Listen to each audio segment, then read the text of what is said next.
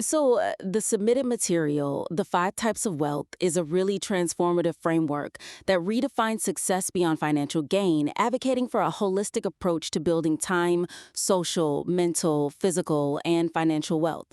But elevating this material from a curated collection of existing frameworks into a singular, unified philosophy requires a deeper integration of its borrowed concepts right from the start. Yeah, I mean, it's such a fascinating manuscript because the premise is inherently so strong. Right, it really is. Like we're all so deeply conditioned to measure our lives purely by financial metrics. But as we read through the text, we see a lot of established concepts making appearances. Yeah, like Parkinson's Law. Exactly. The idea that work expands to fill the time allotted for it. And then we see the Japanese concept of Ikigai, finding that intersection of passion, mission, vocation, and profession.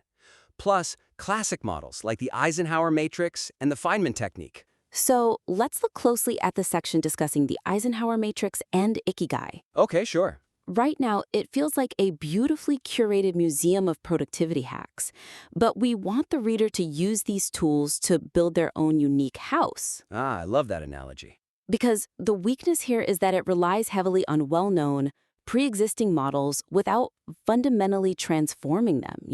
Yeah, I completely agree. While these are undeniably great tools, presenting them in their standard forms makes the material feel slightly like an aggregation of popular productivity hacks, rather than a wholly original philosophy. Right, because when a savvy reader encounters that standard urgent versus important grid that they've been, force-fed in a dozen corporate HR seminars, Oh, totally. We've all seen it. they subconsciously tune out. They think, oh, I already know this, and they just skip the page. Exactly. It really dilutes the originality of the broader philosophy. It keeps the text in the realm of curation rather than true synthesis.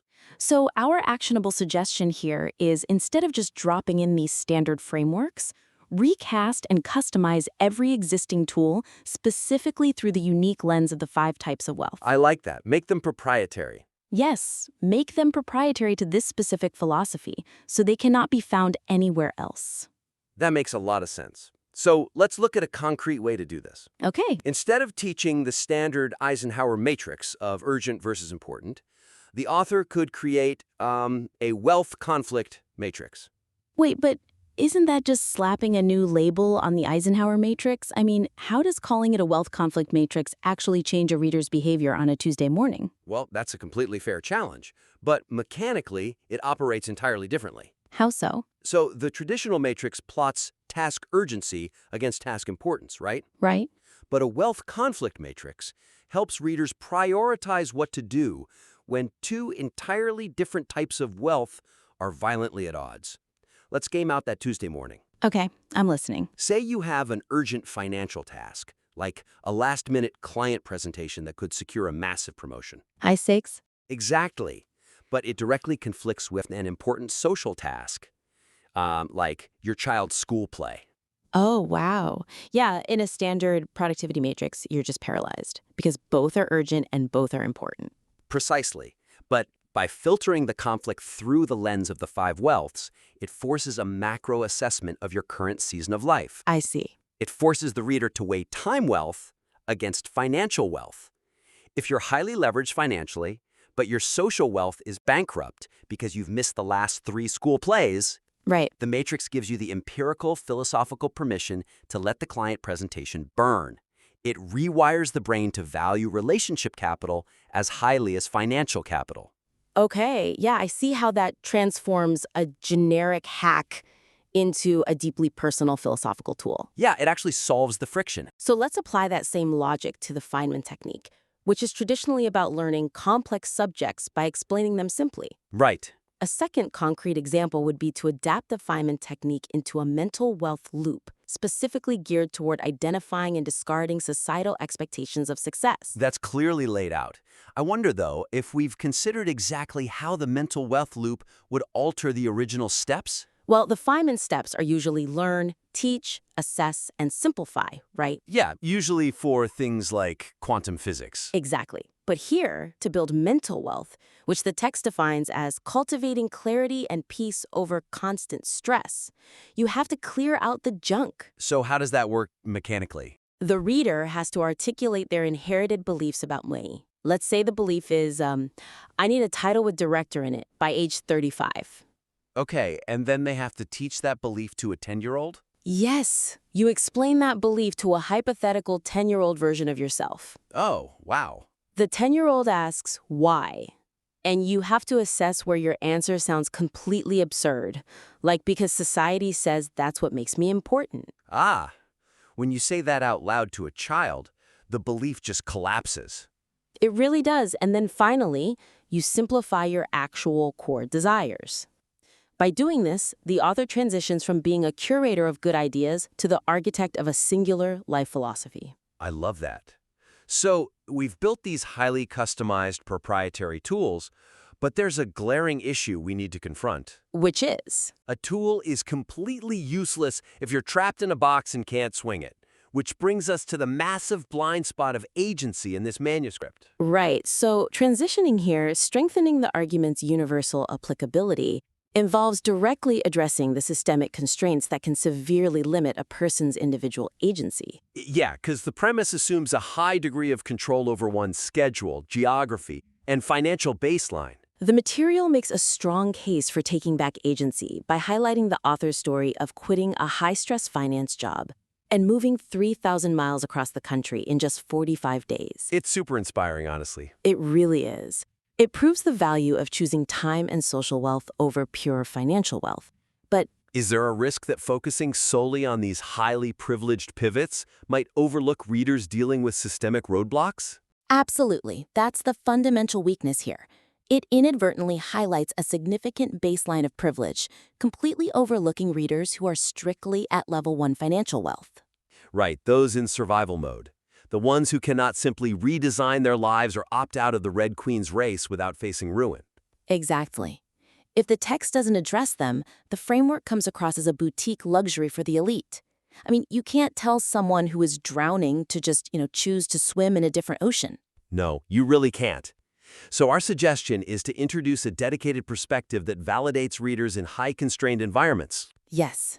Acknowledge the privilege inherent in the baseline model, and offer scaled-down applications of the 5 types of wealth for people who genuinely cannot make massive life changes. So, a concrete example here. Include a subchapter titled something like Building Wealth in the Margins. I really like that title. It would offer micro-actions for someone working 2 jobs who literally cannot control their schedule. Yeah, because we have to ask, how does a single parent on minimum wage build time wealth when their whole day is dictated by a shift manager? Right. I remember working a rigid corporate job in my 20s. If I took a 10-minute walk, my boss was looking at his watch. Oh, man, yeah. You can't just take back agency there without getting fired. So, another concrete example. When discussing time wealth, supplement that grand example of moving across the country with an example of a reader taking back agency in a rigid, inflexible corporate job where quitting isn't an option. Yeah. If they have a mortgage tied to that job, they need to know how to build mental and social wealth within that suffocating structure. Right. So mechanically, how does the book explain that? Well, it has to explain that mental wealth in a highly constrained scenario isn't about finding profound meaning in data entry. Obviously not. It's about reclaiming your mental bandwidth the second you log off. It's the discipline of refusing to let the job colonize your thoughts at 7 p.m. Oh, I see. It's understanding that you're leasing your time to the company, not your identity. That bridges the gap perfectly between the theoretical ideal and the messy reality. It really does. So, we've made the tools proprietary, we've adapted them to the margins. Now, exploring the acute, inevitable friction between the different types of wealth will provide much-needed nuance to the idealized concept of work-life harmony. Yeah, because the text beautifully utilizes this dimmer switch metaphor throughout. Right. Turning some wealth types down while turning others up during different seasons of life. Exactly. Like in your 20s, pushing financial wealth up and consciously dialing social wealth down to a low simmer. And the advice given is that anything above 0 compounds. Taking a 10-minute walk when you can't do an hour workout. Which is great advice for normal days. It is, but the weakness is that it drastically oversimplifies true crises. Life isn't always a gently adjustable dimmer switch. That makes sense, but could the evidence also support a different conclusion? Like the idea that work-life harmony isn't always achievable, even in small increments? Yes, and I actively want to push back on the dimmer switch concept for those moments. While it's an elegant metaphor, real life often forces us to break the switch entirely. Oh, wow. Yeah. The advice fails to address scenarios where a dimmer switch is entirely forced to zero. Sometimes you don't get a dimmer. Life hands you a blown fuse. That's a stark reality to confront. Everyone sells the dimmer switch, just do 10 minutes of yoga. Right. But when your parent is in hospice, your switch isn't dimmed, the power is cut to the entire house. Exactly. And ignoring the power outage makes the reader feel like a failure. Precisely. If they can't balance the wealth because of a tragedy, they feel guilty for failing the framework. We have to avoid that. So the suggestion is to tackle the hard, messy trade-offs. Show the reader exactly how to navigate seasons where one type of wealth completely cannibalizes another. Yes, and how to recover from that specific deficit safely without relying on toxic positivity. Give them permission to let a wealth type go bankrupt temporarily. So what's a concrete way to do that? First, provide a tension resolution case study. For instance, what happens when caring for a terminally ill parent, which is an act of deep social wealth, completely drains financial wealth and forces physical wealth to zero? That is the blown fuse. In acute grief, you can't just take a 10-minute walk. The body and mind are tapped out. Right. How does the framework hold up then?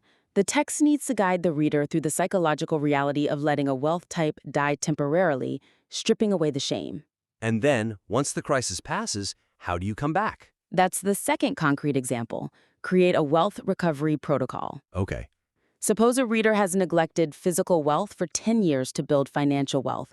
They shut the power off to their body entirely. Right, so moving beyond just start with 10 minutes, a wealth recovery protocol would address the psychological friction of that imbalance. Exactly. How do you restart a cold engine? What are the emotional barriers to shifting your identity from someone who only values a paycheck to someone who values their resting heart rate? It requires acknowledging that rebuilding a neglected wealth type is painful, clumsy, and uncomfortable. By exploring that messy friction, the manuscript shifts from a sunny guide to a weatherproof manual for life. It prepares the reader for the storm. Exactly. So let's briefly recap our 3 main takeaways. Sounds good. First, customize the standard productivity frameworks, making them proprietary to the 5 wealths. Second, directly address systemic constraints and privilege to ensure the advice is universally applicable. Right. And third, explore the messy friction when wealth types violently cannibalize each other during crises. So to put this into action, we remind the listener to implement the wealth conflict matrix, add that section on building wealth in the margins, and include a case study on acute tension resolution. Yes, these structural adjustments will really elevate this premise. We see immense potential here, and we warmly invite the listener to revise the manuscript with these structural edits and submit the material back in for another critique. Absolutely. Because when you look at the ledger of your life, the math isn't binary. It's messy, heavily constrained, and the columns rarely balance perfectly. The true measure of wealth is just how gracefully we navigate those deficits.